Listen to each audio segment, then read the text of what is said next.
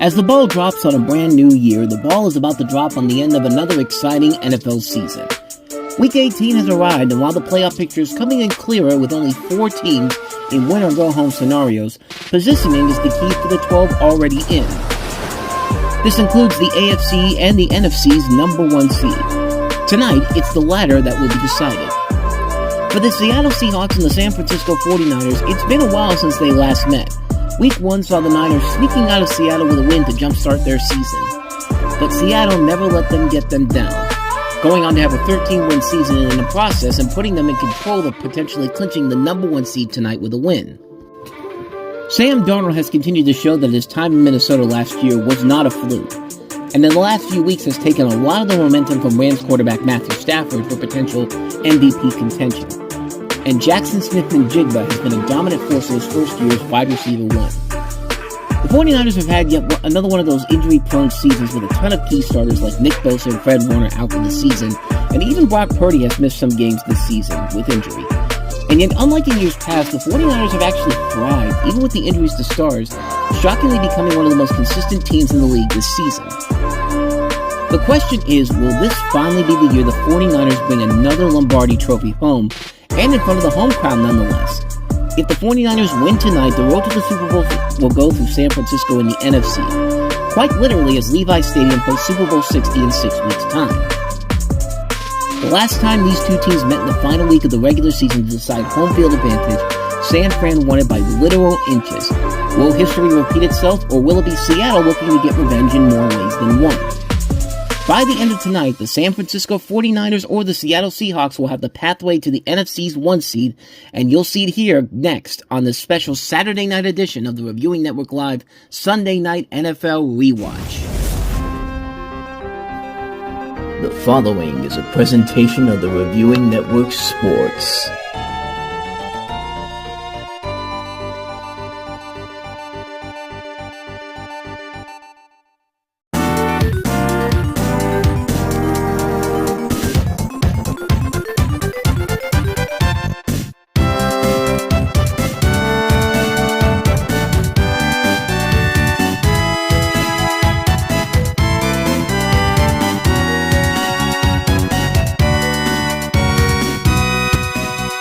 What's at stake tonight in this matchup here is very similar to what happened 6 years ago.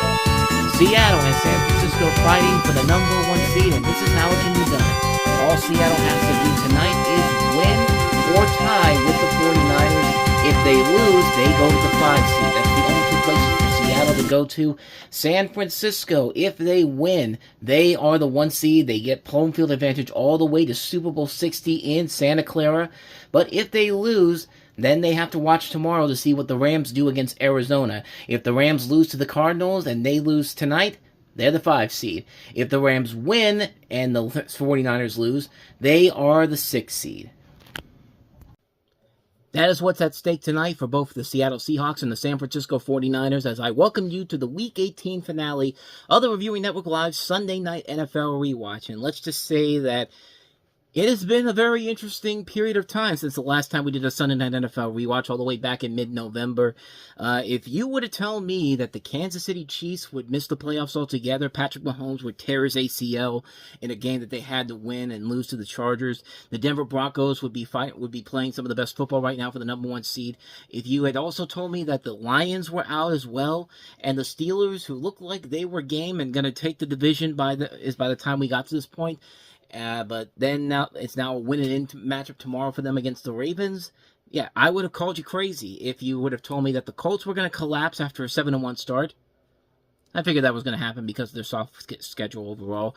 But yeah, that is the current situation that we are at right now. A number of different things are on the doorsteps for today and tomorrow, but most of the teams are in. 12 of the 14 teams are in, and we could have had a 13th team in there, but Carolina couldn't finish the job. I mean, I watched that game, and let me just tell you, Carolina did not look like they were playing to win a division tonight. They were playing with the hope that Atlanta would somehow, some way find a way to win tomorrow against New Orleans, which could happen. But Tampa Bay won. It's now an 8-9 record for both teams, and if Atlanta wins tomorrow at 8, it splits the records at 8-9. But Carolina would have the upper hand because of the difference, because of the teams they played.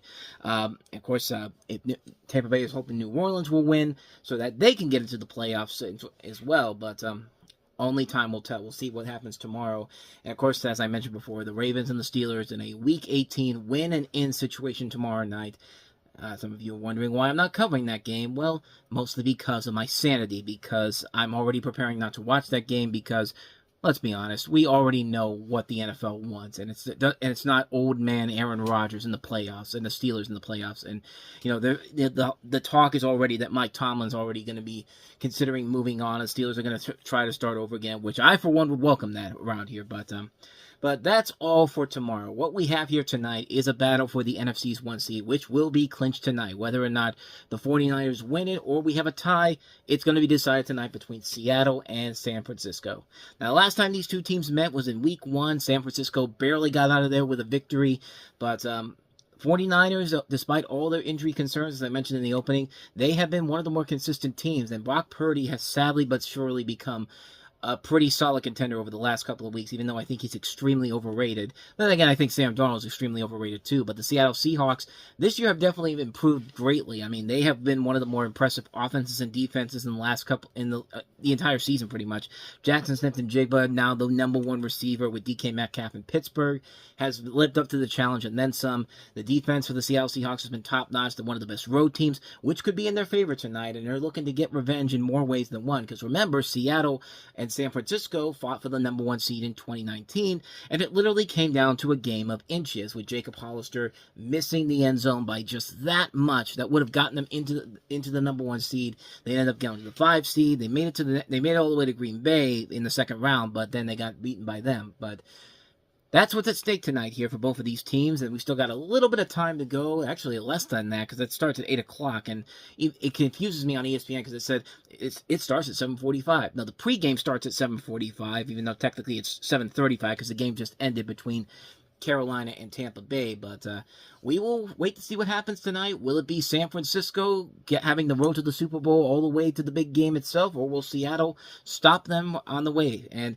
if we're being honest here, I think Seattle winning would probably benefit San Francisco in general, but I mean, you never know. Most of the time, San Francisco is your home team. The Super Bowl home team does not usually play in the Super Bowl unless there's COVID, which I still think that Tampa Bay and Los Angeles won the Super Bowl those years because of COVID restrictions. But that's a whole other thing altogether.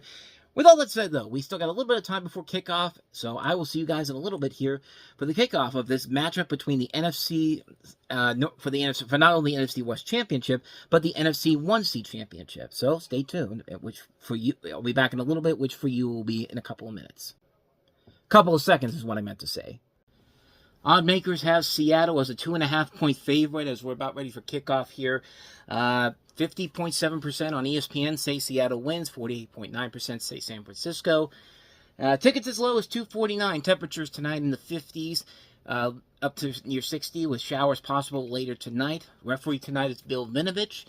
So, yeah, that's going to tell you a lot about who pretty much the NFL thinks they win.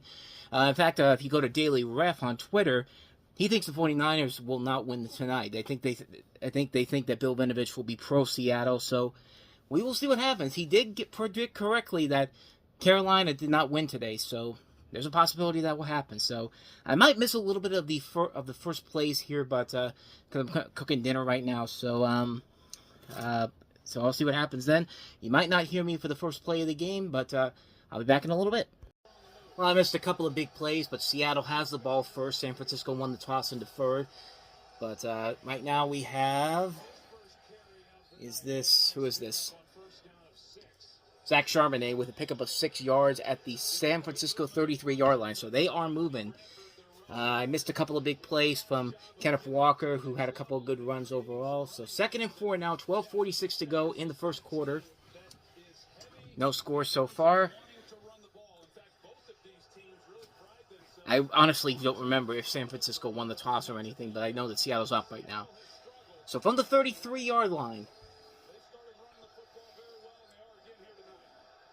Charbonnet in the backfield. Smith-Njigba on the move. Play clock to 2. They get it off. Charbonnet again, and this time the 49ers defense is ready for him. D. Winters and Green with the tackle there, and it's 3rd and 4 coming up. Malik Mustafa was also on there too. So 3rd and 4 coming up for Seattle.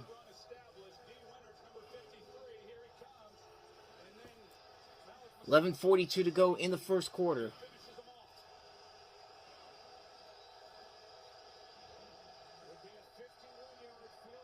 Third and 4. They are in field goal range. It'll be a long field goal, though. Play clock to 6, down to 5. Darnold, looking, fires. That's complete to A.J. Barner. That's a first down. I beg your pardon, that's Eric Saubert. Eric Saubert with the catch right there. Pickup of about 9 yards. It takes him to the 24-yard line. It's a Seattle first down with 11:27 to go in the first quarter. Seattle moving on this drive.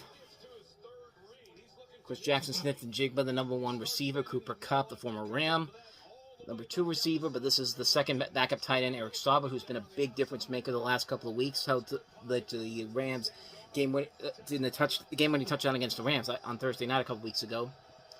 1st and 10 from the 24. Give it to Kenneth Walker, excuse me. And Walker gets it into the red zone at the 16-yard line. Pickup of 8 yards there. 2nd and 2 coming up with 10:50 to go in the first quarter.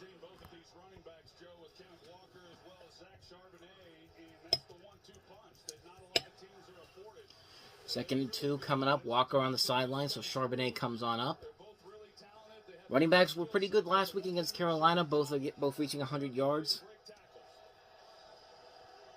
2nd and 2, play clock to 13, 10:26 to go on the game clock.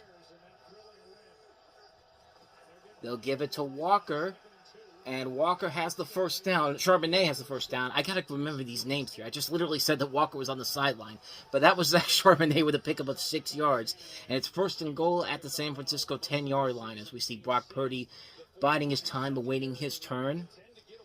As we're reaching under 10 minutes to go in the first quarter. Seattle trying to get on the board first.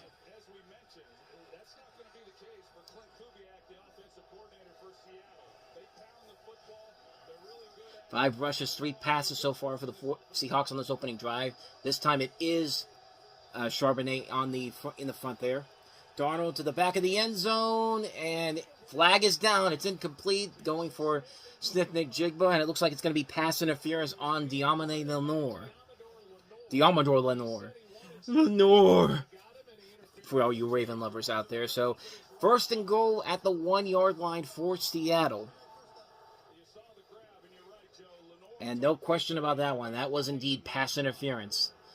So, 1st and goal at the 1-yard line. 9:37 to go in the first. Smith-Njigba going onto the sideline, which probably means a run is possible here. Probably going to run it into the end zone. And Lenoir's coming back out. Or no, he's going back on the sideline. Okay. Clock at 9:37. Remember, the winner of this has the 1 seed. San Francisco trying to get the 1 seed all the way to the big game in February. But Seattle's trying to strike first. Charbonnet in the backfield. Darnold to throw. Running out of time, and he's going to go down! Tatum Bethune with a big sack, a loss of 11 on the play. It's 2nd and goal from the San Francisco 12-yard line. Defense coming up with the first sack of the night. And again, they have done very well without Nick Bosa, without Fred Warner.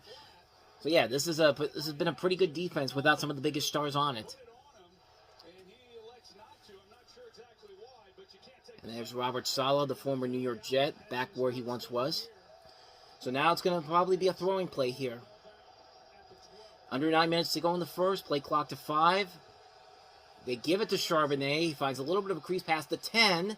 And down to about the 7 or 8 yard line. It's going to be a pickup of 4 yards. It says San Francisco 8. So 3rd and goal coming up for the Seattle Seahawks. 8:39 to go. Clock continues to run as we get another look at Saleh. 5th overall season as the 49ers defensive coordinator. Of course, spent those 3 years with the New York Jets. 10 plays, 63 yards, 6:36 to go on this drive for the Seattle Seahawks. As the clock continues to run. 8:15 to go. A lot of confusion by Seattle, and I think they're going to call timeout. Timeout, Seattle. Yeah, we're going to take a break here. And are they going to take a break, or are we going to stick here? 8:09 on the clock still. Maybe we're not going to take a break yet. It looked like ordinarily they would take a break here, but I think it's still very early on here in the game. Yeah, I think we're gonna stick with it here. But as I mentioned earlier today, Carolina had a chance to lock up the division and not have to worry about tomorrow. But of course, like the Steelers, couldn't finish the job. Tampa Bay won, not with the best performance overall, 16-14 overall, but tomorrow's Atlanta-New Orleans game becomes all the more intriguing. Carolina's rooting for Atlanta. Tampa Bay's rooting for New Orleans. Either way, one of those two teams, Carolina or Tampa Bay, is going to be in the playoffs by this time tomorrow. 3rd down and goal, play clock to 20. Charbonnet in the backfield. They'll give it to him. Charbonnet breaks through to the 5, and that looks like it's going to be about it. 4th and goal coming up with 8 minutes to go. Only got 4 on that one. It's going to be 4th and goal, so what will Seattle do? They could go for the field goal, but it looks like they're going to go for it.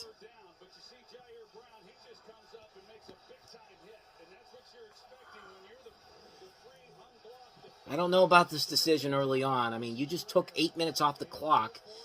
And San Francisco can score quickly, too. 4th and goal. This is not, I don't think this is going to work out. Darnold to throw. Going for the end zone, incomplete. Intended for Cooper Kupp. And Seattle turns the ball over deep in their own territory.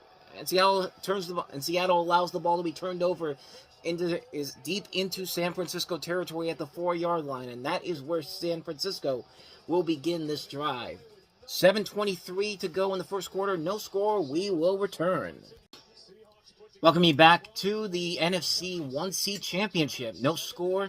Seattle went for it on 4th and goal at their own 4-yard line. They didn't get it, so that's where San Francisco will begin their opening drive. After Seattle took nearly 8 minutes off the clock, and we're taking a look now at the replay from what happened. And Ronaldo Green got in the way, and Cooper Kupp just couldn't catch the ball. And there also was an opportunity for maybe Jake Bobo to get into the end zone. Let's see. Oh, yeah, he would have been wide open. And Sam Darnold basically saying, my bad, my bad. So San Francisco starts at their own 4-yard line, 7:23 to go in the first. Give it to Christian McCaffrey, who finds a little bit of a crease, but nothing there. Pick up of about 2 yards. And tackled by Byron Murphy. Brock Purdy's been playing pretty well the last couple of weeks. 20 passing touchdowns this season, 9 interceptions. Missed 8 games with a toe injury, 7-1 record, 255 passing yards per game. 2nd down and 7 coming up. 49ers scored in 27 straight quarters, a team record according to ESPN on ABC. 2nd down and 7 from their own 7. Purdy fires, completes it. That's to Juszczyk and gets to about the 12-yard line, it looks like. So it's going to be 3rd and 3, 3rd and manageable for them. 49ers offense on screen. Austin Pleasant, Spencer Burford, Jake Brendel, Dominic Pooney, Colton McKivitz. And then for the other running back, Christian McCaffrey, of course, Kyle Juszczyk, Juwan Jennings, Kendrick Bourne, George Kittle. McCaffrey, Juszczyk, and Kittle are your Pro Bowlers for this team. Trent Williams is out for this game, a big loss for the 49ers offensive line. 3rd down and 3. Purdy fires it, and that just looked off beforehand. It looked incomplete, trying to go to Juwan Jennings. And a quick 3-and-out for the 49ers on their opening drive at 6:04 to go in the first. And yeah, that ball did look really off coming out. Watch this again. Yeah, it did look off. I think that it is windy down there, too. I mean, that's another factor, too. But so, Thomas Morstead to punch it away to Rashid Shaheed, who has 3 touchdowns, punt return touchdowns in his career. Morstead to punt. Shaheed at the 49, gets it, and off he goes. And in good field position at the 50-yard line, near the 50-yard line. So excellent starting field position, although we do have a flag, so hold on. 5:52 in the first. Let's see what this is about. It looks like maybe they'll get pushed back. Oh, it's against the 49ers. So that's going to put them right back into San Francisco territory at the 35-yard line. So let's take a look and see the face mask. Yeah, that's on number 49. That is... Who is that? Wallow. Garrett Wallow. Thank you, Joe. So that's where Seattle will start at San Francisco's 35-yard line. We'll take a break. We'll be back. Welcome back, everybody. No score yet, but Seattle in excellent field position right now after the penalty and the great starting field position for the Seahawks. As we're taking a look right now at some past moments of this great rivalry. 5:52 to go. San Francisco territory for Seattle, 35-yard line. Their numbers 49ers 7-1 versus the Seahawks since 2022. So can the Seahawks take advantage of this great field position? Barner on the run. They'll give it to Kenneth Walker, who's got a little bit of a lane, but gets about 3 yards on that carry there. Takes him to the 32-yard line. Clelin Ferrell, the former number 1 pick of the Raiders 6 years ago, on the tackle there. So 2nd and 7 coming up. 7:37 time for possession on the opening drive. Longest without points since 2018.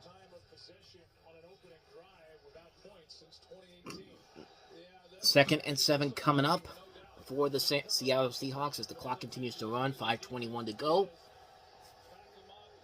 Kenneth Walker in the backfield now, it looks like. Darnold to throw. Fires it. That's complete. That's Jackson Smith-Njigba for about 5 yards. So it'll be 3rd and short coming up. As we're coming to about 5 minutes to go here in the first quarter. It's 3rd and 2. Zach Charbonnet coming out. Kenneth Walker going out. 4-5 for 36 so far for Sam Darnold tonight. 3rd and 2, under 5 minutes to go. From the 28-yard line. 27-yard line. Have to get to the 25 for the first down. They'll give it to Charbonnet, and he's got it and more to the 20, the 15, the 10, the 5. Touchdown, Seattle! Zach Charbonnet from 27 yards out. And the Seahawks take the first lead of the night. Just finds that easy lane on the left and gets into the end zone for the first points of the night for the Seattle Seahawks.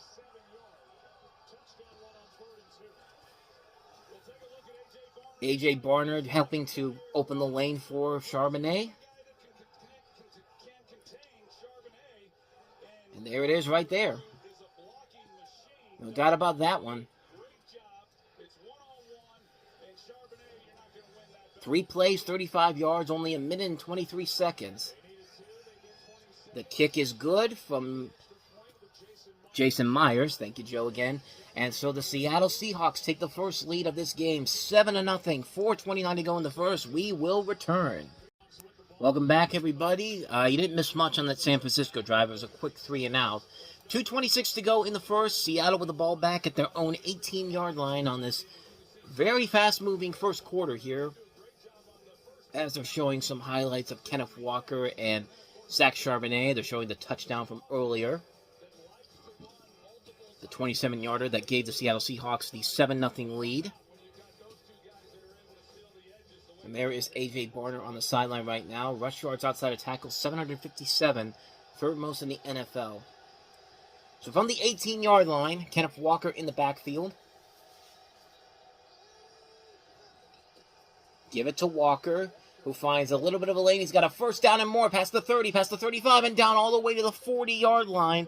Looks like it's going to be at the 38 where they'll clock him down. 1st and 10 after a 20-yard pickup by Kenneth Walker. Gray Zabel with the help on opening the hole for him. Able to get away from them. They're doing this without Charles Cross, their offensive tackle. So it'll be 1st and 10 coming up now from the 38-yard line. 87 rushing yards thus far tonight, 8.7 per carry. Here's another one for Walker, who's not going to get much. Slammed down by Eric Kendricks for a pickup of only 1. 2nd and 9 coming up with about 95 seconds to go in this first quarter. Play clock moving now, 26. It'll be around the minute mark when they actually snap it, you would think. As we get a look at Mike McDonald and the Seahawks offense, Charbonnet is out there now. So some of the plays you missed while I was getting that phone call. Sam Darnold threw a 12-yard pass to Jackson Smith-Njigba that got him to the 49-yard line. They didn't run on the first play. They couldn't get any yarders on the second play, so it's 2nd and 10. And then there was a penalty to end the quarter, so it's now 2nd and 15. They have gone to the end of the first quarter, so we'll take you to the second quarter. We will be back. All right, back to start the second quarter. Seattle on the move at the 2nd and 15. From their own 49-yard line. Darnold to throw. Fires it. That's complete. That is to Jackson Smith-Njigba, who's got the first down and more. But he might have stepped out of bounds, and he thinks he scored a touchdown, but I think he indeed stepped out of bounds. So it looks like a gain of 17 yards. Let's take a look.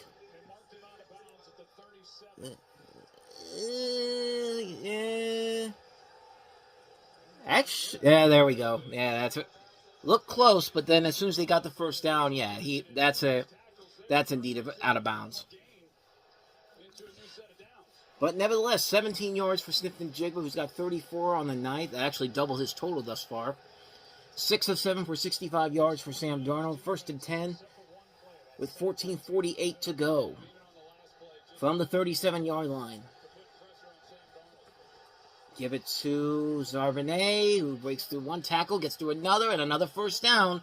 Pickup of about 11 yards to the 26-yard line of San Francisco. And Seattle is driving once again with 14:35 to go. So from the 26-yard line is where they will be at. 8 rushes for 58 yards for Charbonnet, plus the 1 touchdown. So from the 26-yard line, Darnold fakes the flip, looking for somebody, anybody, tries to run around past the 40, and now to Charbonnet, incomplete. Try to find a play downfield, there was no one there, so try to get to Charbonnet, but nothing there either. So it'll be 2nd and 10 with 13:58 to go. Let's take a look and see if there was anybody open. Darnold's looking, not really finding anybody. Everybody's blocked pretty good, so I think maybe he was trying to throw it away and see if Charbonnet was in the area, but so 2nd down and 10 from the 26-yard line. Play clock to 6, down to 5, down to 4, down to 3. They get it off. Walker, and he's not going to get anything. Sam Okonuonu. A loss of 4 yards on that one, so it'll be 3rd and 14 from the 30-yard line with 13:43 to go. They are in field goal range, so they can extend this lead to 10-0, barring a sack. 6 of 8 for 65 yards for Darnold, so that really hasn't changed all that much. 3rd and 14, play clock to 4. Darnold to throw. He finds the man, that is Walker, and nothing there. Might have gotten a yard on that one. Upton Stout with a tackle there, and it forces San Francisco, and San Francisco forces a field goal attempt from the 29-yard line to make it a 10-0 lead for Seattle. Upton Stout doing a really good job of keeping that barrier closed, keeping that open area closed. Big play there.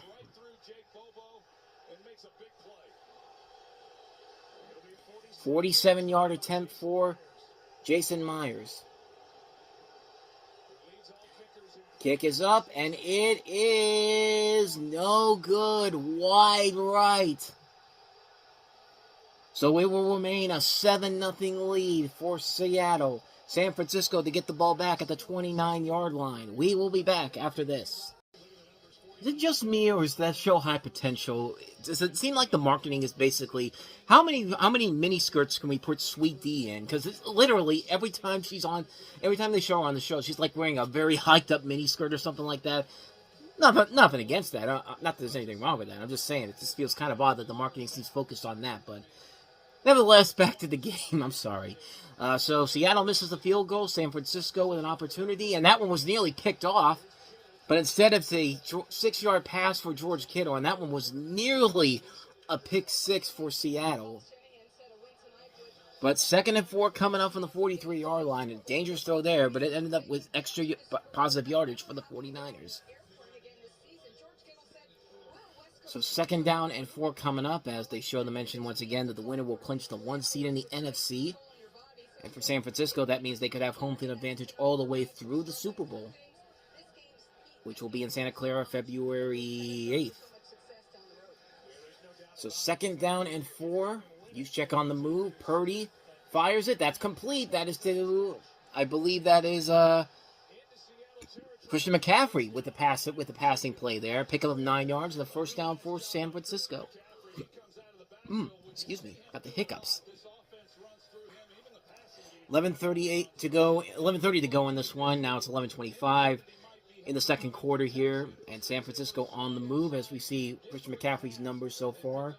899 yards, 7 touchdowns, 97 receptions, all leading running backs. Of course, he came here with the Carolina trade back in 2022. Fake to McCaffrey here, Purdy. That's complete to Juwan Jennings, and Jennings is not going to get anything. He'll actually lose a yard on that one.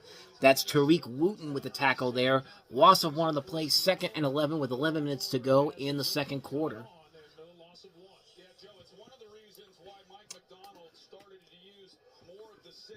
As we mentioned before, Tampa Bay still in the playoff hunt with Carolina. Could have had a chance to clinch the division today, but not to be. So they will both watch Atlanta, New Orleans tomorrow to find out what happens there. 2nd and 11 here with 10 seconds to go on the play clock, 10:35 on the game clock. McCaffrey in the backfield with Purdy. Purdy to throw, fires, and that is incomplete. Juwan Jennings taking a nasty hit. And that was Thomas, and Jennings is shaken up on the play. He's able to get up, trying to stay on the field, but it looks like, he took a big hit on that shoulder there. Oh yeah, that hit his shoulder. That is, I believe that's his right shoulder. So he is off on the sideline, and he is in pain. So 3rd down and 11 coming up for the 49ers. And as I mentioned before, tomorrow Atlanta and New Orleans becomes a pivotal game for Carolina and Tampa Bay. If Atlanta wins, Carolina's in. If New Orleans wins, Tampa Bay is in. The loser goes home. 3rd and 11, empty backfield for Purdy. He's going to run. He's going to try to get the 1st down himself. Past the 35, past the 40, and he's going to be close. He's going to be just a little bit short of the loss. Is about 1 yard away. So does San Francisco go for it here? And I think they are going to go for it this time around. They're still out there, and they are indeed going. As we are now under 10 minutes to go. It looks like Jennings was able to come back in. So ESPN Analytics says go. So 4th and 1 coming up with about under 10 minutes to go in the 1st quarter. Maybe try to get him jump off sides, perhaps.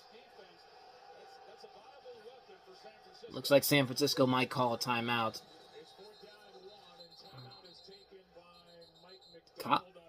Did Mike McDonald throw a challenge flag? Wait, Seattle called it? Yeah, it looks like he threw a challenge flag.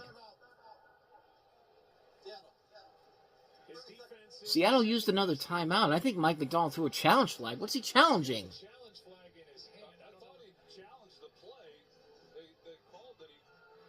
Why would you throw a challenge flag?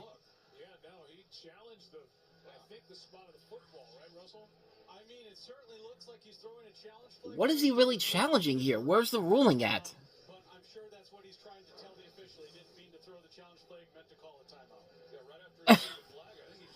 Wow. dude, you've been in the league for 2 years. You've been the head coach for 2 years now. You would think maybe try to get the attention of the...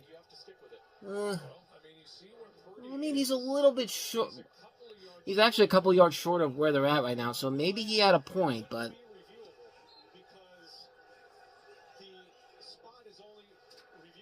Yeah, that would have been real close. That would have been real close to try to challenge that. And I think if he threw the challenge flag and got it, I'll talk about it in just a second here. 4th and 1 coming up. Fake it to McCaffrey. Purdy to try to throw. Got to get out of there. Gets it away. Incomplete. And Seattle will take over at the 39-yard line. Kyle Juszczyk, the intended target here. Looks like, are we going to commercial or are we going straight to the next drive? We're going to the next drive. So I'll explain what I think happened on the last play, on that challenge right there in just a moment. So I think what ended up happening on that, I think he wanted to challenge the play, but you throw the challenge flag out there and it's something that you can't review. You could be in danger of losing something important there. I mean, look back to what happened with Houston and Detroit all the way back in 2012. I mean, that was a game where, the coach of the Lions threw the challenge flag on a play that was unreviewable, but I don't know. 1st and 10 here. Darnold to throw. He's got a man wide open, and that is complete to Jackson Smith-Njigba, who's starting to get going here. Pickup of 18 yards, taking him over 50 yards on the night so far. 1st down for Seattle. But yeah, like I said, I think that was something where, some cooler heads prevailed, and Mike McDonald had to tell the guy that they were trying to throw the timeout. But it's still, you've been a head coach now for a year and a half now. You would think you would know that at this point. You don't want to make stupid mistakes in a critical game like this where you have the number 1 seed on the line. But hey, it worked out in the end for them. They are on the move right now as we have Charbonnet with a carry. Gets about 2 on that one to the 40-yard line of San Francisco. 2nd and 8 coming up with under 9 minutes to go in this game. In the first half, I should say. Not the game. Not yet, at least. Tackled there by Alfred Collins as we see Sam Darnold, 5th quarterback in NFL history to win 13 games in 2 straight seasons. Aaron Rodgers, Brett Favre, Tom Brady, and Peyton Manning. So he's in good company. The question is, can he get past the meme that he was when he was with the Jets? Is he still seeing ghosts? So 8:15 to go in this one at the 40-yard line of San Francisco. They'll give it to Charbonnet again. Kenneth Walker, excuse me. I get these running backs' numbers confused here. Walker is 9, Charbonnet's 26. I got to remember that. Anyway, they picked up about 4 yards on that one, so it'll be 3rd down and 4. So they are at least in field goal range, so they can try again. 19 of 27 plays in 49ers territory tonight so far. 7:48 to go and moving. As they're showing the stakes tomorrow for Carolina and Tampa Bay. Tampa Bay gets in with an Atlanta loss. Carolina gets in with an Atlanta win against the Saints. Looks like it's got Walker at the top there. 3rd and 4. Yes, it is. Darnold going to take it himself. He's going to get the 1st down. Gets hit by Tatum Bethune on that one. And it looks like we have a San Francisco 49er injury on the play. But we got the 1st down for Seattle. Let's see who the injury is. They're going to show it.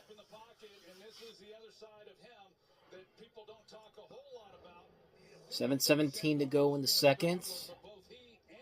They're going to show who the injury is. Let's see what ESPN says. Oh, there we go. D. Winters is down at the 44-yard line, and they'll take a break, and so will we. D. Winters is heading off to the sideline as Seattle has the 1st down overall, so we will see if they are able to get some points off of this as D. Winters goes into the medical tent. 7-0 Seattle with 7:17 to go. They have the ball in San Francisco territory at the 31-yard line. And we're just waiting for the clock to move.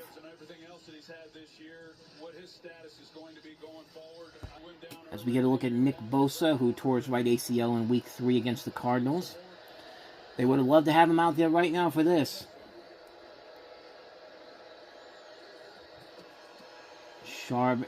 Walker gets about 6 yards on that one. Right now sitting at 47 yards on the night so far.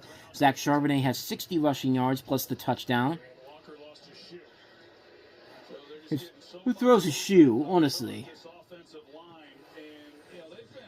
Again, nobody's throwing a shoe tonight, but this has actually happened a couple games before in this decade. One in the NFL, one in college football. 2nd and 4 here. 112 rushing yards on the night so far for Seattle. From the 25-yard line, and Walker gets another first down. But we do have a marker down, and I think it's coming back.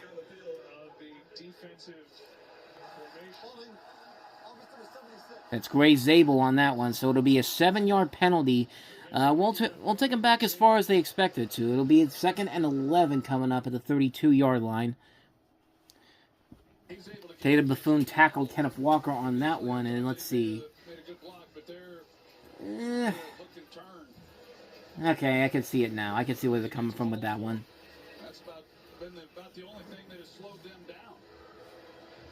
This is, of course, the Week 18 finale. Gray Zabel, one of 12 rookies to start every game this season. 18th overall pick out of North Dakota State this past April. We got the draft coming up here in Pittsburgh in April. I'll try to be at that one. 2nd and 11. Darnold to throw, fires, and that is caught. That is A.J. Barner for a pickup of about 5 yards. So it'll be 3rd and 6 coming up. With under 6 minutes to go in this one, Jason Pinnock, the former Pitt Panther, is on that tackle there. So 3rd and 6 coming up at the 27-yard line. But yes, my plan is to be down in Pittsburgh in April for the NFL draft, which should be a ton of fun. Be interesting to see how that turns out.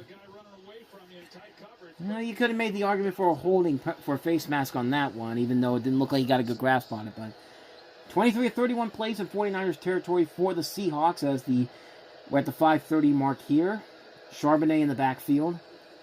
Darnold to throw. 3rd and 6. Fires to the deep corner and incomplete. Broken up by Jackson Smith-Njigba play. And there is no flag. And that was, I believe, Ronaldo Green who made the top stop there. So it will be a field goal coming up. They'll try again.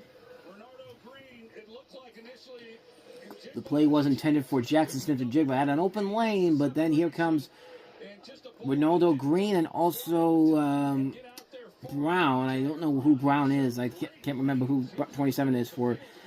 We got wind in this one here. I told you it was going to be a windy game, a rainy game too. Surely we're going to get some rain in the second half, it looks like. From 45 yards, missed a 47 earlier, but he does get this one. It is good. So it is now a 10-0 lead for Seattle. 5:19 to go in the first half. And we'll be back for San Francisco's next drive in just a moment. Remember, 1 win, 1 division title, 1 seed. This is the NFC number 1 seed championship game on the Sunday Night NFL Rewatch.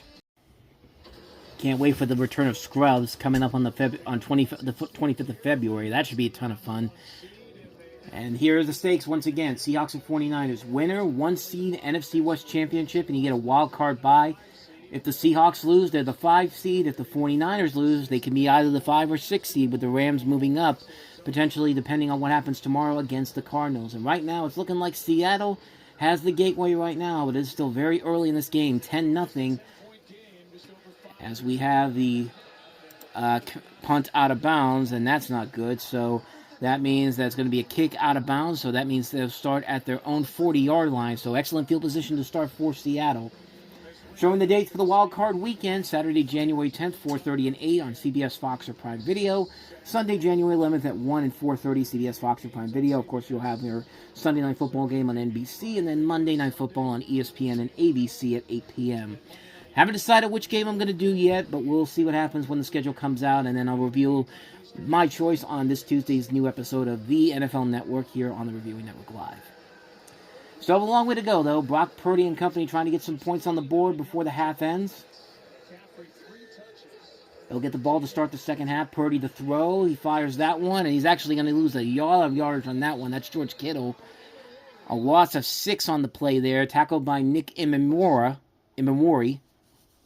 I think I'm pronouncing that name correctly. Ooh, somebody's bleeping up a storm because the sound went off completely. It's going to be 2nd and 16 with under 5 minutes to go in the first half.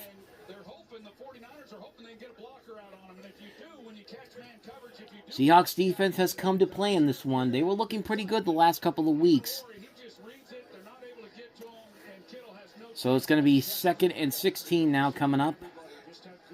Purdy again to throw. Fires it. That's complete to McCaffrey for about 5 on that one. Devin Witherspoon, the former first-round selection, the pick that the Seahawks got in the Russell Wilson trade from Denver. So it'll be 3rd down and 11 coming up. Under 4 minutes to go. About 4 minutes to go, I should say. Not under. 4:22 to go. And like I said before, San Francisco will get the ball to start the second half. Coming up, we also have the halftime report. We'll take a look at everything that's at stake tomorrow in the games to coming up, including the Steelers-Ravens matchup tomorrow night. Winner, of course, of that one, win and in, or lose and go home. Purdy to throw here, in trouble, gets away from the trouble, fires it, and the catch is made. That's Juwan Jennings for a first down. And gets out of bounds at the 48-yard line. Pick up about 13 yards on that one with under 4 minutes to go. First down, San Francisco.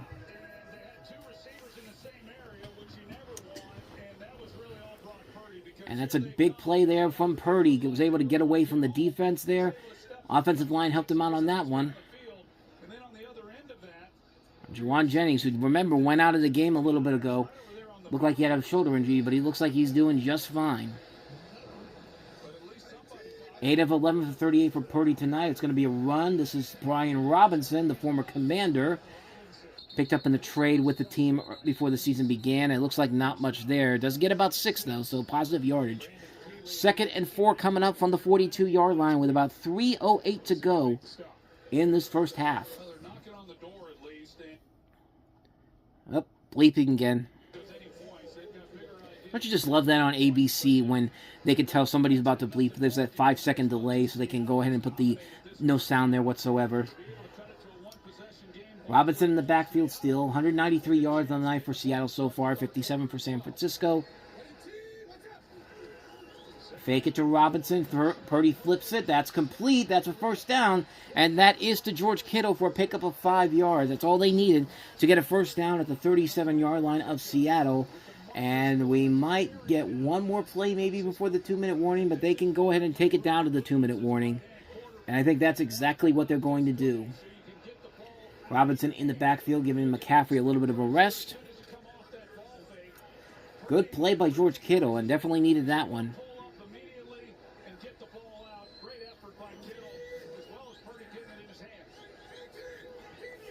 And 2-minute warning. All right, 2-minute warning in this one here. San Francisco on the move, but Seattle with a 10-0 lead. We'll be back to see how the first half ends in just a moment. Coming up next here on the Reviewing Network Live, we have the halftime report, and because we didn't have any other games except for the Carolina-Tampa Bay game, we're going to talk about what's about to happen tomorrow for playoff implications on the line for several teams, and we'll get an early look at the weekend box office in general. We'll take a look and see how the weekend box office for the first weekend of 2026 is going to pan out.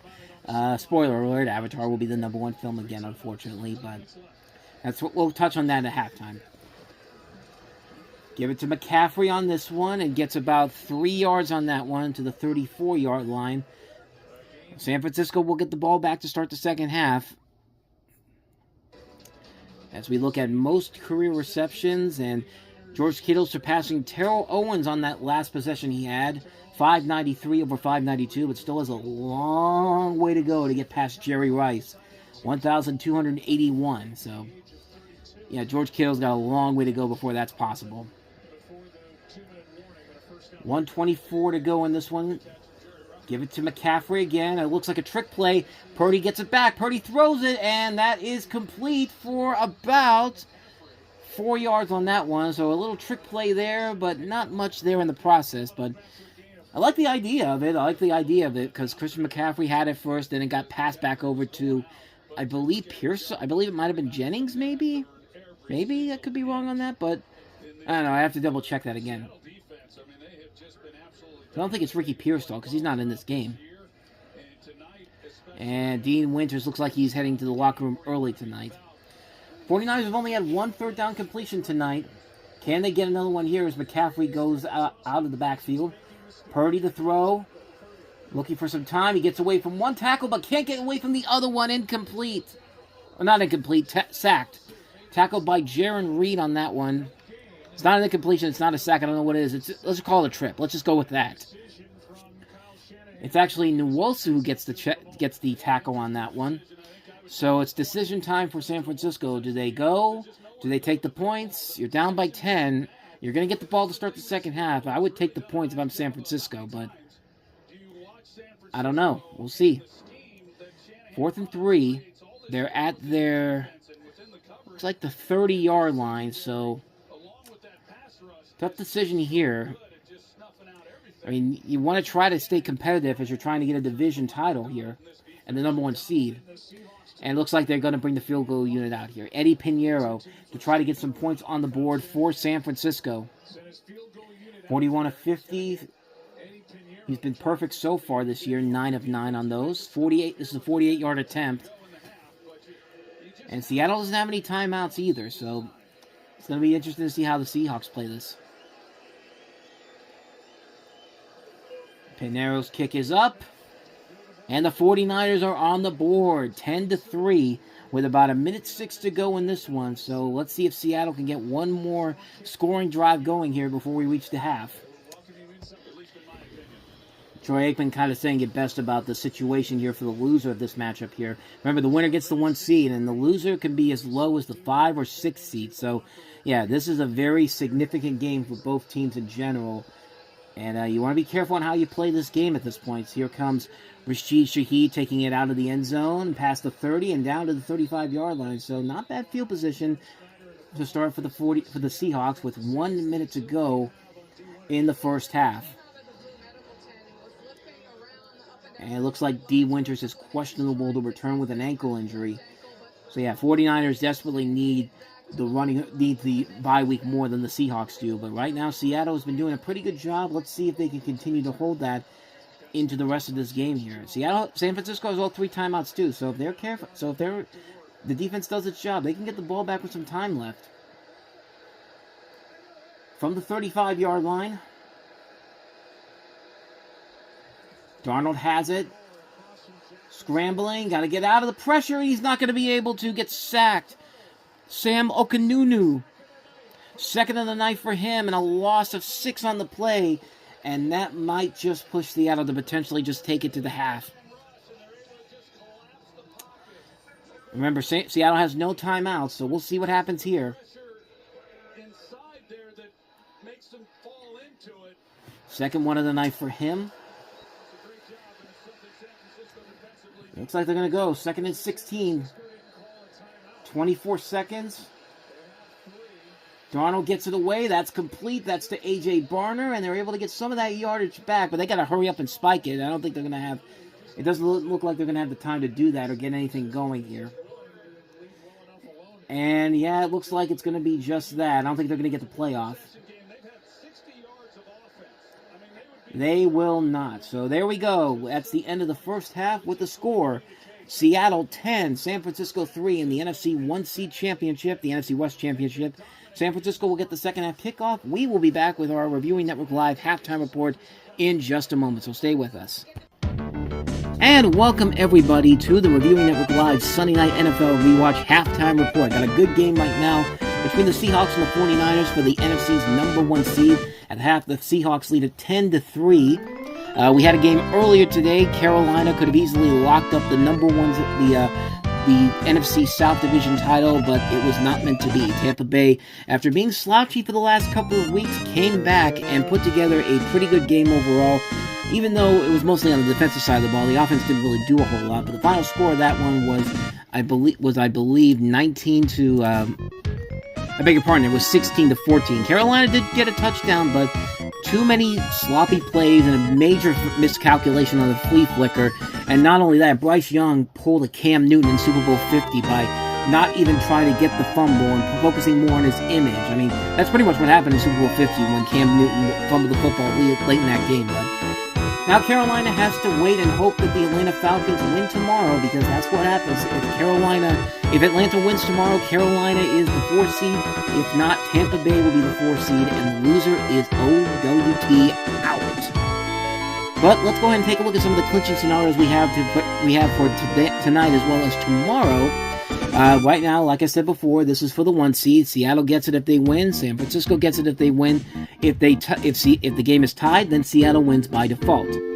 Chicago will obtain the 2 seed with a win tomorrow against the Detroit Lions, or tie and a Philadelphia tie, or Philadelphia loss to the Washington Commanders. Philadelphia will get the 2 seed if Philadelphia wins tomorrow and Chicago loses or ties. Philadelphia tie or Chicago loss will also do it for them. Philadelphia will obtain the 3 seed with either a Philadelphia loss, a Chicago win, a Philadelphia tie, or a Chicago tie. Chicago, pretty much the same thing. Chicago tie, Philadelphia win. Chicago loss, Philadelphia win or tie for the 3 seed. We've already touched on Carolina and Tampa Bay. San Francisco will get the 5 seed with either a tie or a loss, or a Rams loss tomorrow to the Cardinals. Seahawks will get the 5 seed if they lose to San Francisco, if San Francisco can come back in the second half. The Rams will obtain the 5 seed with a win and a San Francisco loss. Rams obtain the 6 seed with a loss or a San Francisco win. And San Francisco obtains the 6 seed with a loss or a Rams win. In the AFC, it's about as easy as it gets for Denver. Win, and you have the number 1 seed. You coast to the playoffs. The road to the Super Bowl goes through Denver. It can also happen with a tie and a New England loss to Miami, or a tie tomorrow, or a loss and a Jacksonville loss for New England and a Jacksonville loss as well. New England will get the 1 seed if New England wins tomorrow against Miami and Denver loses, or New England ties and Denver loses. Jacksonville can get the 1 seed if they win and both Denver and New England lose. New England will get the 1 seed with a win for New England and a Denver win, a New England tie or a Denver win, New England loss plus a Jacksonville loss to the Tennessee Titans, I believe, if I'm correct on that. Actually, no, it's the Indianapolis Colts tomorrow. Denver win or Jacksonville loss or tie. Denver will get the 2 seed with a tie or a New England win, a Denver loss or a New England win or tie, or Jacksonville loss or tie. Denver loss, New England loss, Jacksonville win. Jacksonville gets the 2 seed with a win, a Denver loss and a New England win. Jacksonville win, Denver win, New England loss. Jacksonville obtains the 3 seed with a win, Denver win, New England win. Jacksonville tie, Jacksonville loss, Houston loss, Denver win, New England win, Houston loss or tie. Basically all 3 of those with a tie. Denver obtains the 3 seed with a loss, a New England win or tie, or a Jacksonville win. New England obtains the 3 seed with a New England loss and a Jacksonville win. Houston can obtain the 3 seed. I thought they could get the 1 seed, but no, I think that's out of their reach right now. But Houston can obtain the 3 seed with a Houston win and a Jacksonville loss, essentially giving them the AFC South Division title. Pittsburgh and Baltimore, pretty straightforward. 4 seed, tomorrow night, winner goes in, loser goes home. And if it's Pittsburgh, you can bet that there's going to be a lot of talk about Mike Tomlin's future in general. There's already been some rumblings about many people thinking that tomorrow will probably be the last game Mike Tomlin coaches for the Steelers, but we'll see what happens. Could be the same for Baltimore, too. Houston obtains the 5 seed with a win or a Jacksonville win. Houston tie, Chargers loss, Buffalo loss. Jacksonville obtains the 5 seed with a Jacksonville loss, Houston win, Buffalo loss or tie. Chargers obtain the 5 seed with a win or a Houston loss. Buffalo obtains the 5 seed with a win, loss, or tie. I'm trying to see if there's anything. And I think that's it. I think that's everything in general there. So a lot of these are just other scenarios that would need to happen in general. But the first overall pick scenario is about as simple as it gets. Raiders lose to the Chiefs tomorrow.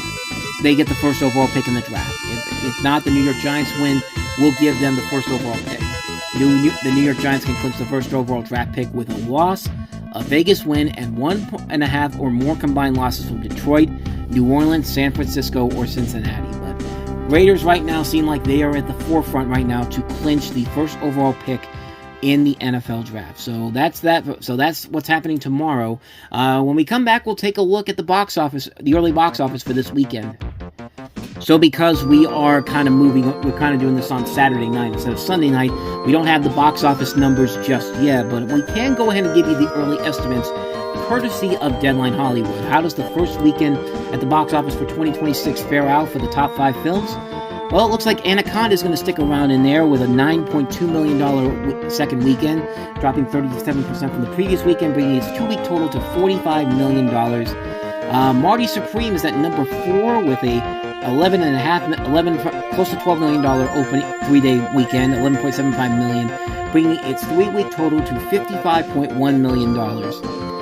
The Housemaid has just been cleaning up big time with the holiday season. I mean, I mean, Sydney Sweeney has been a box office juggernaut during the holiday season. Of course, a couple of years ago, she had the big success with Anyone But You. The Housemaid looks like it's going to be even bigger than that because this movie only had a 10% drop-off from last week. $13.8 million right now. $74.6 million, which puts it about $13 million away from Anyone But You's $88.3 million opening from 2 Christmases ago. Zootopia 2 has been reaping the benefits of the holiday weekend as well, the holidays as well.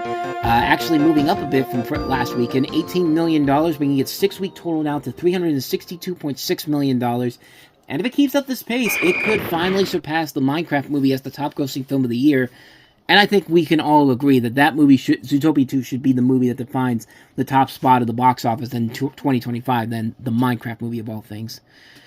And then you have the number 1 movie, Avatar: Fire and Ash, which is still hanging in there at $36 million, dropping 43% from last weekend, bringing its 3-week total now to $302 million. So, good business overall for that film in general. And so, like I said, we don't have the official numbers yet. We won't have that until tomorrow night. But regardless, this is what the box office looks like and should stay that way overall. But good start to the year so far. 2026 is actually starting 22% over 2025. They're expecting a big year for 2026 in general, so we'll see what happens there.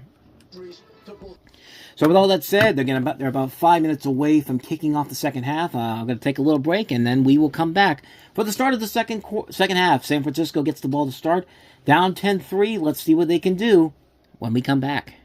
You be you, buddy. I don't get this Lily commercial that's been showing up on TV. I mean, I get what they're trying to do here, but it just comes off as really weird. Like, it comes off as one of those anti-drug PSAs, but anyway, welcome back to the Reviewing Network Live Sunday Night NFL Rewatch on a Saturday, as the Seattle Seahawks and the 49ers are fighting for the NFC's number 1 seed. 196 yards of offense for the Seahawks, 19 minutes and 20 seconds time of possession, 69 yards for San Francisco, 69. 10 minutes and 40 seconds, the time of possession as they're about ready to start the second half. San Francisco will get the ball. And remember that Chicago was up early in the game last week against the 49ers, but that was a back-and-forth game overall. Chicago got the early lead, but what I'm trying to say is that never say never yet. San Francisco still has an opportunity to come back in this game. Sam Darnold, 98 yards thus far. Brock Purdy, 47 yards, 10 of 13 for each of them. Zach Charbonnet is leading the rushing yards, 60 for him, 9 carries, 1 touchdown. Brock Purdy's got 10, 52 yards for Jackson Smith-Njigba for the Seahawks, 19 for Jawan Jennings. Each team has recorded a sack in the first quarter. And tackles, Nick Emanure has 5, Ronaldo Green has 7. Beginning the third quarter, off we go. Ball is up in the air. Robinson muffs the catch. He's got to get it, and he does. Gets down to about the 12-yard line. You got to be careful on that one. You can get injured on that one.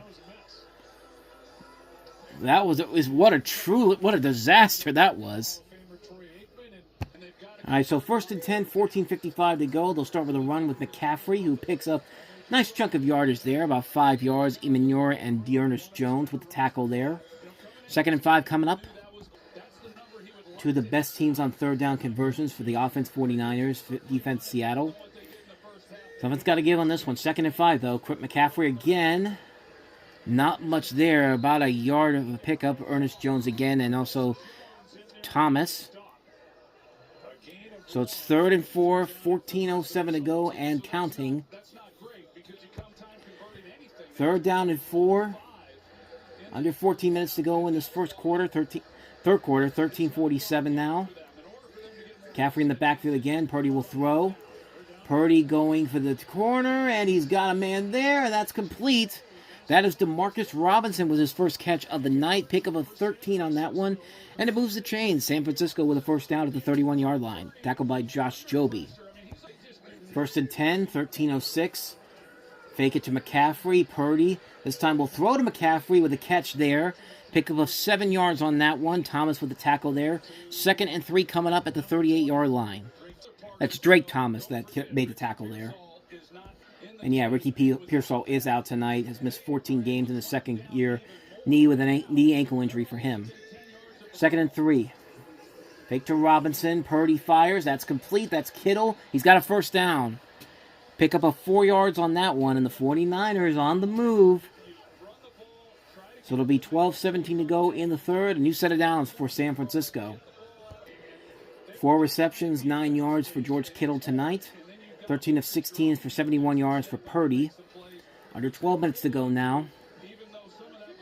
Brian Robinson in the backfield. Juszczyk on the move. They give it to Robinson. A little bit of a lane. Gets about 3 on that one. Near midfield.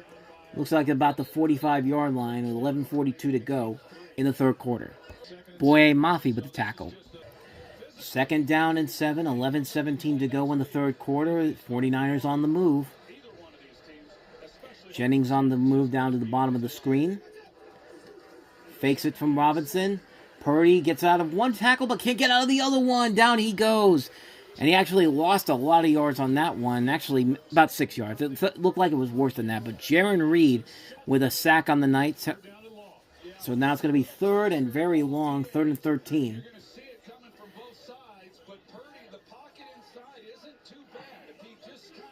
Got away from one first tackle, but can't get away from the other. Is that the discount double check? But I know he's got the Jason Pierre-Paul arm on, thick glove on his hand. Of course, Jason Pierre-Paul is the man who shot off his fingers at a 4th of July fireworks thing, and he had to wear that during the game. But 3rd and 13 here. Purdy with time. Fires it, and nowhere there. Try to get it to Kendrick Bourne, who has not had a catch tonight. That's his first target. Emmanuel got in the way, so it's going to be a punt coming up for San Francisco. Got the drive going at first, but then petered out at the end. So, all right, so it's going to be Seattle getting the ball now. We'll see where exactly this is going to be at. Morstead to punt to Shaheed. Of course, Rashid Shaheed, formerly of the New Orleans Saints, picked up in the trade before the trade deadline this year. Shaheed's got it at 17, and off he goes. Past the 20, past the 25, past the 30, past the 35. Tried to break away, but couldn't.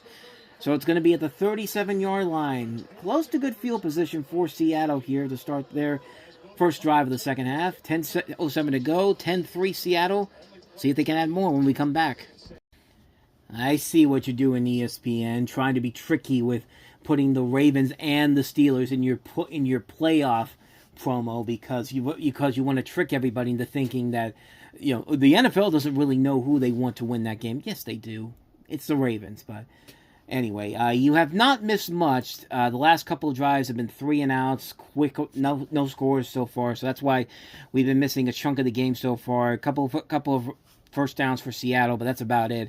4:31 to go in the third. Seattle does have the ball at their own 32-yard line, so we'll see what happens here with this drive here. Hopefully we get something going here, but this is, of course, the NFC's 1-seed championship. Whoever wins this gets the 1 seed. For San Francisco, it could be a straightforward run to the Super Bowl in Levi Stadium. So let's see if Sam Darnold and company can stop that from happening. They're at the 32-yard line. Charbonnet's in the backfield. Ball comes out! Ball is out, and the Seahawks are able to get back on top of it. Charbonnet was able to get back on top of it, and that was a near costly play right there because San Francisco will be right in the Seattle territory. I mean, this was a bad snap from the get-go, and they tried to get it to... Oh, his right foot got, stepped on. Yeah, that... I mean, that was almost a disastrous play right there for Seattle. And, yeah, Sundell accidentally hit him on the foot. So 2nd and 17 coming up. Opportunity missed by San Francisco. Darnold to throw. Looking for somebody. Tries to get to Barner. Incomplete. Tatum Bethune with a stop right there. It'll be 3rd and 17. And this looks like it's going to be a costly drive right here if Seattle can't get anything going. But could have been even worse if San Francisco was able to recover that ball. 3:48 to go in the third. So A.J. Barner actually went to the locker room for a little bit there. 3rd and 17. They're going to give it to Walker, see what he can do. Past the 25, past the 30, 35, 40. And he's got the first down. Unbelievable run. Pickup of 19 yards on that one. Yetu Gross-Matos was able to stop him, but not before a huge play that gives the Seahawks a first down at their own 44-yard line, and the Seahawks are on the move. Good job on the Seahawks by opening the door for him. John Lynch can't believe it. Just like, no. Like the bad guy in the Water Boy, like whenever the last play of the game happened. Like, he looked like that. That did put Kenneth Walker over 1,000 yards on the season, so congrats. Play clock to 4. Darnold to throw, fires, and that's caught. That's Jackson Smith-Njigba, who's been relatively quiet so far. Another 19 yards, at least in the second half he's been quiet, but another 19 yards on that one. 5 receptions, 71 yards on the night. Another first down in San Francisco territory, and they are on the move with under 3 minutes to go in this third quarter. Trying to extend this lead. They're up 10-3, looking to add more to it, and a spectacular grab by Smith-Njigba. Ohio State wide receivers, man. From the 37-yard line. Fake it. Darnold. Gotta hurry. Gets it to Charbonnet. He finds a lane past the 30. He's got the first down again. But is it a first down? It's a first down, yeah. 12-yard pass on that one. I'm trying to figure out what's going on ESPN, but now they're going to show it that, yeah, Tatum Bethune was injured on the play. That's a big piece of that defense. Another big piece on the defense that is important to them without Nick Bosa, without Fred Warner. But Tatum Bethune is down. 14 of 18 for Sam Darnold, 144 yards, and they are very much on the move at the 25-yard line. On a drive that nearly cost them big time with a big fumble back at the Seattle 25-yard line.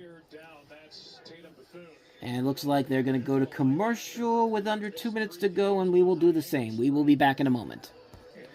Okay, maybe they're not going to go to commercial, but yeah, good to Seattle with this big drive right here. I mean, that started off near disaster with that fumbled snap, and it looks like Sam Darnold's okay overall. I mean, it did look like he got stepped on, but yeah, one big play after another. It reminded me a lot of what happened with Ole Miss and Georgia on Thursday night when Trinidad Chambliss had those big plays in that critical drive to give Ole Miss the lead in that game. Not the lead, but I don't know if it was the lead or not. But it was the drive that essentially moved the momentum back over to their side. So under 2 minutes to go, 1st and 10 from the 25-yard line. Smith-Njigba in the backfield. Darnold fires it and tipped away, incomplete. Intended for Eric Saubert. That's Collins with the tackle. Well, not the tackle, the tip there. So it'll be 2nd and 10 with 1:36 to go. That name just sounds like somebody who's on a drunk stupor. Garawala. But it was him and Eric Kendricks on the field right now. 2nd down and 10 from the 25. They are in field goal range. And now Charbonnet in the backfield with 1:36 to go. They get it off. Charbonnet, not much. Maybe a yard. So 90 seconds to go in the third. Alfred Collins once again. It's Alfred Collins. I should have known that. So 3rd and 9 coming up. And like I said, they are in field goal range. They've got a 7-point lead. They can extend it to a 2-score lead with 1:12 to go in this third quarter. 3rd down and 9. They'll snap it under a minute, it looks like. Have to get to the 15 for the first down. Under a minute to go. Charbonnet in the backfield with Darnold. Darnold has it. Fires it. Incomplete. Is there a flag? There is no flag on the play. Now there is. Rashid Shaheed was the target, and it is indeed a pass interference on the defense on Renardo Green. So it's a 7-yard penalty, and it's a 1st and 10 at the 17-yard line for the Seahawks, excuse me. And yeah, that's pretty obvious. I mean, he was holding them like it was almost close to a face mask. Yeah, that's one that's easily a pass interference penalty. George Kittle can't believe it. Well, I'm sorry, dude. That's just what it is. So 1st and 10 with 51 seconds to go in the third, thanks to the penalty. They'll give it to Walker again, and he's going to lose yardage on that one. That's Keon White with the tackle, a loss of 2 on the play, and they have to run one more play before we reach the end of the third quarter. 2nd and 12 coming up with 37 seconds to go. And Tatum Bethune did come back into the game here. 2nd and 12, the last play of the third quarter. 16 seconds to go. Darnold to throw. Actually, he passes it to Charbonnet. Quick pass there for about a 5-yard gain, and that's where it'll be 3rd down and 7 when we go to the start of the fourth quarter. So it is a 10-3 ball game. Winner gets the 1 seed in the NFC and the NFC West Championship. 10-3 Seattle. We'll see how this one ends when we return. This is the Reviewing Network Live Sunday Night NFL Rewatch.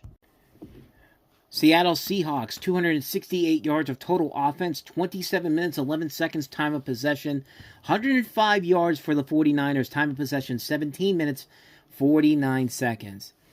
Getting ready for the start of the fourth quarter here in Santa Clara. 10-3 Seattle, they are on the move. It's 3rd and 7 at the 14-yard line. They have just come back from commercial, and we will follow along as we look at Port of San Francisco. 3rd and 7 coming up. This is where things can get real crazy, so stay tuned. Well, you're going to stay tuned anyway, regardless. Shanahan's record, 1-38 when trailing by 7 points entering the fourth quarter. Win that one time was the 2023 divisional matchup between the Packers. Charbonnet in the backfield again, 3rd down and 7. Darnold to throw. Flips it. That's to Saubert, but not much there. Gets about 1 yard on that one, so it'll be 4th and 6. And the field goal unit is coming out to try to make it a 10-point game again for the Seattle Seahawks. Eddie Pinheiro to try to make it a 2-score game once again with 14:33 to go in this fourth. This will be a 31-yard attempt. He missed one from 47 earlier tonight, but he got one from 45. For his second successful field goal attempt of the evening, Jason Myers is good. No problems whatsoever. So it is now 13-3 with 14:15 to go in the fourth quarter. So what's San Francisco's next move? We'll find out in a little bit. The NFC's 1-seed championship continues here on the Reviewing Network Live Sunday Night NFL Rewatch after this. All right, welcome back, everybody. It's the start of we're at the beginning of the fourth quarter here. Seattle just kicked a field goal to make it a 10-point game once again, up 13-3. Defense has been doing a pretty good job containing the 49ers offense tonight. That was really getting going last week against the Chicago Bears, and we'll see if that trend will continue this week and the 49ers offense get back on track here. So Jason Myers kicks it away with Brian Robinson waiting for it. Has the 10, the 15, the 20, the 25, the 30. Good start for him. Pick up a 28 yards on that one. Tackled by Morris as we have the 49ers coming back onto the field. Remember, of course, if the 49ers win this game, they have home field advantage all the way to Super Bowl 60 here at Levi Stadium in Santa Clara, California on February the 8th. Of course, Seattle, if they win this game, the road to the Super Bowl in the NFC goes through Seattle. So a 1st and 10 to start off for San Francisco at the 30-yard line. McCaffrey in the backfield again. Play clock to 10. Now McCaffrey on the move. Purdy to throw. Scrambles out of the pocket. Purdy fires deep down the field. He's got a man wide open, and that's Kittle. Pickup of 20 yards at midfield, all the way to the 50-yard line. It's a 1st down for San Francisco. And they are moving fast.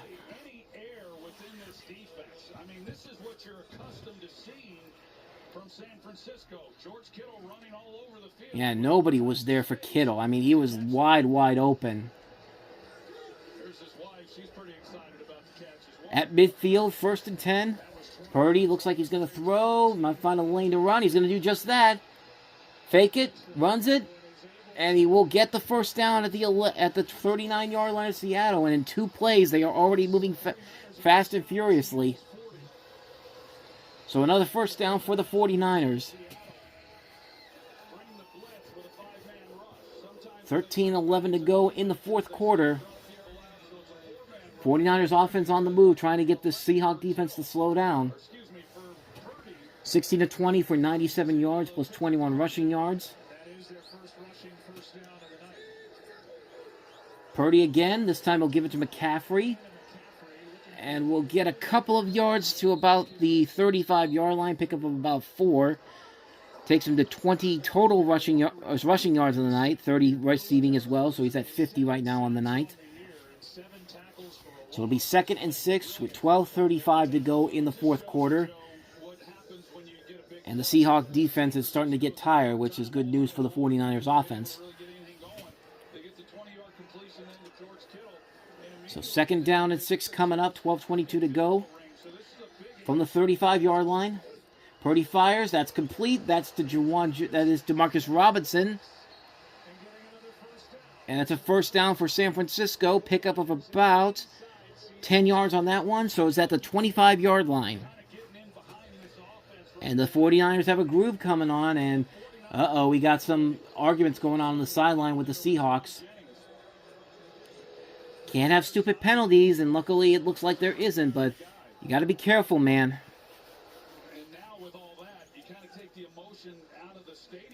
Over 100 yards now for Brock Purdy so far. Let's take a look and see what happened. Yeah, it was just like... Yeah, Jennings is lucky he didn't get flagged for that one. These phone calls, man. It's 1st and goal at 11 minutes and 6 seconds to go in the fourth quarter. McCaffrey, not much there. Pick up a 3 yards there. Let me try to get you caught up here because the phone call from a family member of mine. But in between that, there was a 16-yard pass from Purdy to Jawan Jennings for 16 yards up to the Seattle 9-yard line. That's why it's 1st and goal, and now it's 2nd and goal. So there we go. Got you caught up.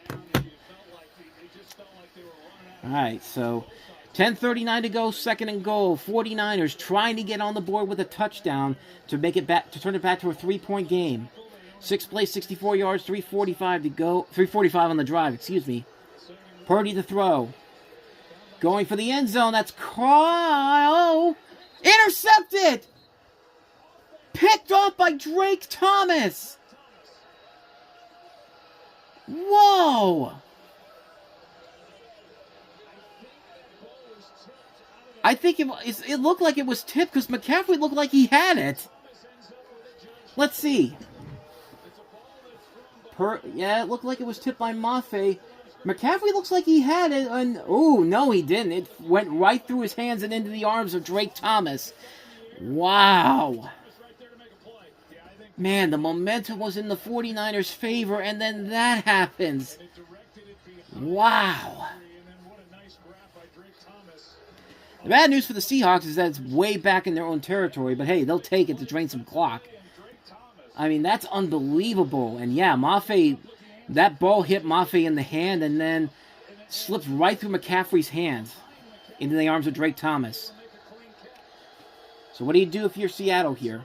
Oh, run it first, see if you can get something with Charbonnet, and you get about maybe 2 on that one. Takes it to the Seattle 5-yard line. Jair Brown with the tackle there. But man, talk about a momentum shifter right there for the San Francisco 49ers. They were on the way. They were on the move. And then right through the arms of McCaffrey and into the arms of Thomas. I mean, wow. That is indeed the play of this game. It'll be 2nd and 9 coming up. Can the 49ers defense hold them back? Darnold in his own end zone. Fires it. Completes it. Jackson snipped and Jigba for a first down. Pick up a 13 yards on that one. New set of downs for the Seahawks. 6 receptions, 84 yards. And they are on the move right now.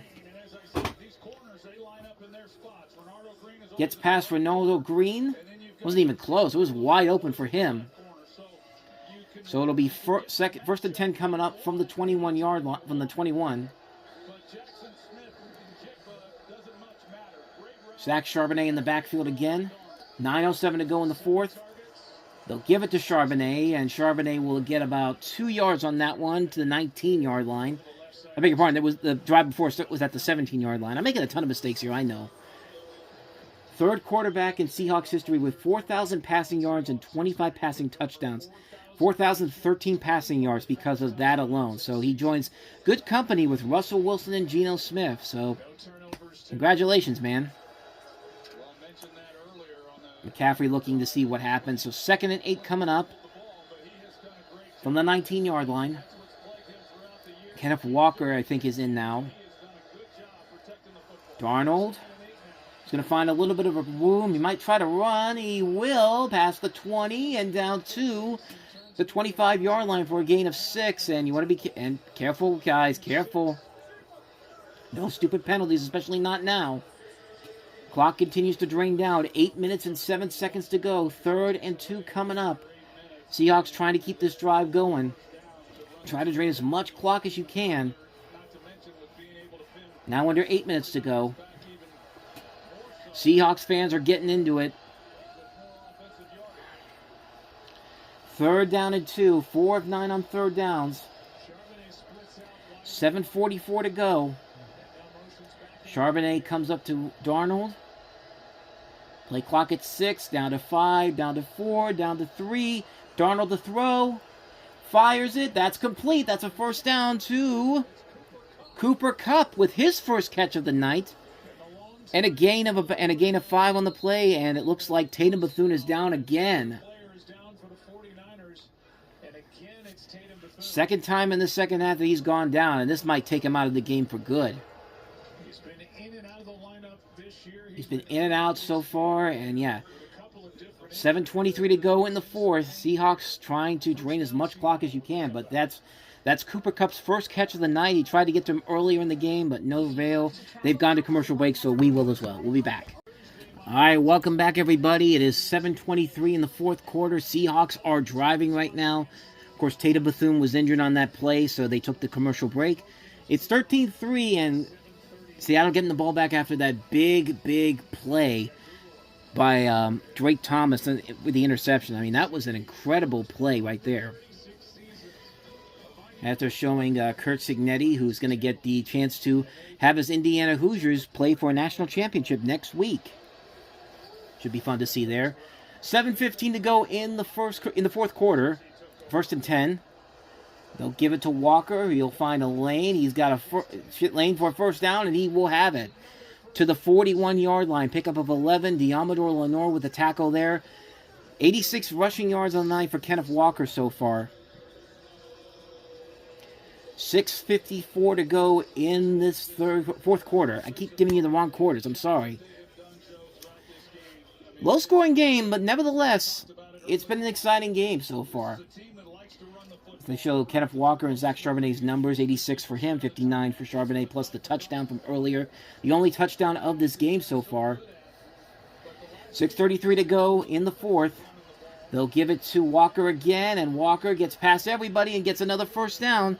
Another 11-yard gain. This time it's Malik Mustafa with the stop there. But Seattle is driving, and it's getting to be dire for the 49ers right now. 6:14 to go. And now it looks like Kenneth Walker's coming back in. Oh, by the way, Joe Buck and Troy Aikman are calling the game for ESPN, if you didn't notice it. But I think we know by now who's calling this game. But Charbonnet in the backfield now. 1st and 10. Just inside of San Francisco territory. Darnold fakes it. Darnold getting ready to throw. Fires it. That's Charbonnet again. For a pickup of about 6 yards on that one to the 42-yard line. I don't know if they're in field goal range just yet, but as we see the NFC playoff picture, Seattle currently the conference leader. Division leaders right now, Chicago and Philadelphia both in 11-5. That could be swapped around depending on what happens tomorrow. Tampa Bay won today, and they'll get in with a New Orleans loss tomorrow. If not, Carolina is in. And of course, San Francisco could drop as far as the 5 or 6 seed. 2nd and 4, 5-11 to go. Back to Charbonnet to trade some clock, and they will do just that. Another long, good run there. 6 yards on that one, down to the 36-yard line with now under 5 minutes to go. And the Seahawks are looking pretty good. 49ers, not so much. 14 carries for 65 yards for Charbonnet now with the 1 touchdown from earlier. 49ers with a chance to potentially host the road to the Super Bowl all the way to the big game itself, but it's going to take a miracle to do that. Sam Darnold, 19 of 24 for 174 so far. I would think they would continue running to drain as much clock as they can. We're now at 4 minutes and 30 seconds. And they're going to fake it. Darnold fires and nearly intercepted. Out of bounds, incomplete. Ronaldo Green had it, but he couldn't get the feet in bounds. So, almost a critical mistake right there. Let's see. And it was Jackson Smith-Njigba that tipped it to him. Caught it, but the other foot was out of bounds. So, yeah, it's an incomplete pass. So, Seattle got lucky there. Almost gave the ball back to them. 4:23 to go here in the fourth quarter. 2nd and 10 coming up. They are in field goal range, and Walker does not get much. Might get him back to the line of scrimmage. So 4:15 to go. And it looks like San Francisco is going to take the first of their timeouts. Letting a lot of time run down on this clock. They got to try to hold them to at least a field goal here, even though it would still be a two possession game. But Brock Purdy trying to get back out there, and looks like they're going to take a quick 30-second break. We'll be back in just a few seconds. All right, we are back. It's a 3rd and 10. It will be a 50-yarder plus if the Seahawks don't get any more yardage here. And the 49ers, of course, need a big stop here. There's the 3rd down conversion numbers. 5 of 10 for the Seahawks, only 2 of 8 for the 49ers. In Sam 12's trust, well, yeah, Sam Darnold has been playing lights out the last couple of weeks. Maybe so, proving once and for all that Minnesota run last year was not a fluke. This guy is for real. But will this be enough to take the Seahawks all the way to the big dance? We'll find out in just a few moments. Darnold's going to throw. Scrambling past the 40, gonna fire, and that's caught! That is a 1st down, and that is... Who is that? Is that Horton? No, that's Cooper Kupp. Cooper Kupp with his 2nd big play of this game. 24 yards and a huge 1st down for the Seattle Seahawks. And Cooper Kupp does a pretty good job of waiting for that opportunity to get open, and yeah... Darnold finds them, and Seahawks right now are in prime position to get another score to seal this one up and get the number 1 seed. San Francisco did take their 2nd timeout, so they'll try to do everything they can to keep this game within range, but it's not looking too good for them right now. 4:02 to go in the 4th. That's the 6th completion on 3rd down for Seattle today. 6 of 11, 2 of 8 for San Francisco. Cooper Kupp, of course, former Ram, came to the Seahawks in free agency, and so far making a big situation here. 12 plays, 85 yards, 6 minutes, 19 seconds taken off the clock. Charbonnet in the backfield. They'll give it to him. Charbonnet to the 9. Picked up there, and San Francisco takes their 3rd and final timeout. With 3:57 to go. So it's looking really, really good right now for the Seattle Seahawks. It's looking pretty bad for San Francisco. Which, this season in general for them, San Francisco has shown a lot of promise, but kind of like with the New England Patriots, they've had a kind of a paper soft schedule because they were in 4th place last year. And so, yeah, it's no wonder they're having struggles in a game like this. But yeah, they've been able to find ways to win games. Today, though, not so much. But San Francisco just used their final timeout. Troy and Joel talking right now, so I'll wait for them to finish their spiel about what the situation is right now for them. But yeah, San Francisco looks like they're going to start the playoffs on the road. And there's only one way they get to the Super Bowl is if they win out on the road, which is going to be extremely tough to do. 2nd and 7, Charbonnet gets past a couple of tackles to about the 6-yard line for a 3rd and 4 coming up. And if you're San Francisco, you've got to hold them to a field goal here to have any kind of chance. 49ers have no timeouts, as Joe just said. 3:33 to go in the fourth. And if they get a first down here or a touchdown, I would expect to see some San Francisco fans heading for the exits pretty soon. Charbonnet with the grab there. Ooh, that's an interesting graphic to put up on such a big play here. 0 fumbles on 521 touches for Charbonnet. I wonder what's going to happen here. 3rd and 4. They give it to Charbonnet. Hopefully he doesn't fumble it. He doesn't. So it's not an announcer jinx just yet. But it's 4th and 1. And so what do you do if you're Seattle? Do you go for the field goal to extend your lead to 16-3? Or do you try to ice the game here with 2:55 to go? And it looks like they are going to go for the win. So this is a big play right here. 15 plays, 94 yards, 7 minutes and 38 seconds on the clock. They essentially seal the number 1 seed with this play right here. If not, San Francisco has a shot. Here we go. Looks like they're going to try to draw them off sides maybe. Nope. Gonna take a timeout. So it's going to be a 5-yard penalty, and it'll make it 4th and 6, and probably out will come the field goal unit. So San Francisco did at least do that. So 4th down at 6, and it looks like Jason Myers will come on out to make it a 16-3 lead with 2:24 to go, which means San Francisco needs to score quickly if they're going to have any kind of chance to win this game at this point. But it's looking very dire for them.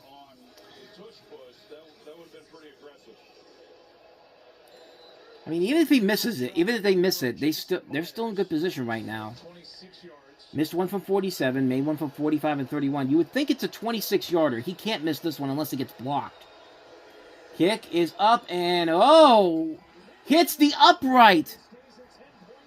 No good. So it will remain a 10-point game. But here's the good news for Seattle. It's still a 2-possession game, so San Francisco's got to score quickly. They have no timeout, so they're going to have to rush down the field. And yeah, talk about a potentially a costly play there. I mean, that's a chip shot too. Like, he should have made that. But wow. Mike McDonald can't believe it. I mean, it's not completely over yet, but it's very concerning right now if you're the Seattle I mean, it's not really concerning right now, because like I said, it's still a 2-possession game. I'd be worried if San Francisco scores right away. So here we go from the 20-yard line. So it's basically the equivalent of a punt. Purdy to throw, gonna go deep, incomplete. Intended for Brian Robinson, and it looks like Brock Purdy got hit on that play. It looks like he's dealing with something there, but so it'll be 2nd and 10 coming up, 2:16 to go, no timeouts. Have a long way to go to get a first down.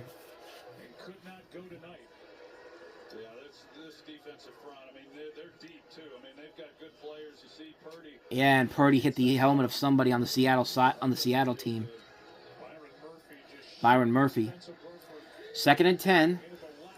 Purdy fires it. That's a completion. That's 2.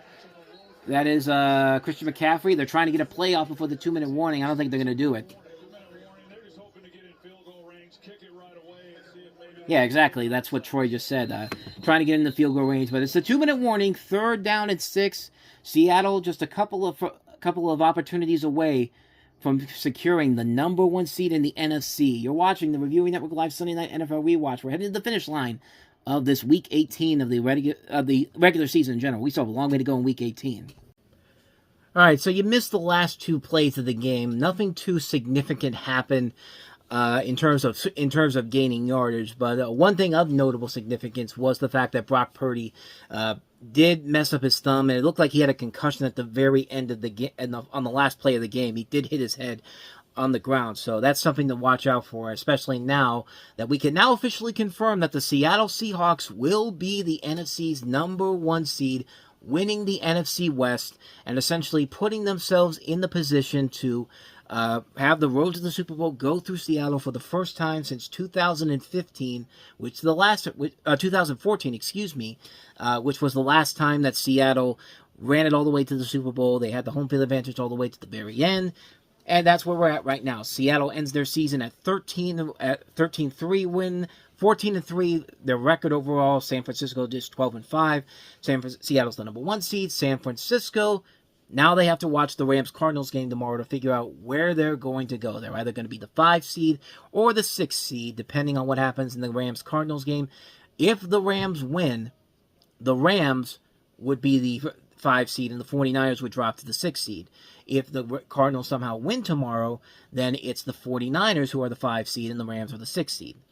So essentially, we've got our playoff picture pretty much set up in general here. All we have to figure out now is who's going to represent the NFC South coming into next week's games, because of course Carolina lost today, Tampa Bay won, and so now they're going to be watching tomorrow against Atlanta and New Orleans to see who is going to win that division. If Atlanta wins, Carolina wins the division. If New Orleans pulls the upset and wins, Tampa Bay will be the winner.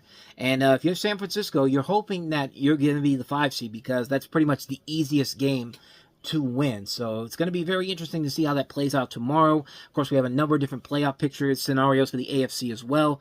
But that's going to do it for this episode, for this Reviewing Network Live Sunday Night NFL Rewatch on a Saturday night. Of course, we'll be watching tomorrow to see what happens in all the games, especially the Steelers and Ravens game, which, yeah, like I said, I'm not doing that because my sanity will not be able to take it if the Ravens win that game and the Steelers blow yet another division lead, and a division in general to them, which is probably what's going to happen. So I know we'll make for great content if that happens, but after the last 2 games I did with the Steelers this year, I'm being as safe as I can here. But there will be playoff games that we'll be doing here for the Sunday Night NFL Rewatch over the next couple of weeks, and once we get the schedule, I'll pick a game for next week, and we will definitely do that. But with all that said, thank you so much for watching this and making this first season very successful for us. And it's off to the playoffs, off to the postseason next time we meet. So thanks for watching this. I will see you guys next time for another episode of the show on Sunday night. Maybe will depends on what games come up. But with all that said, I will see you guys next week. So thanks for watching. I'll see you guys next time. Until then, take care.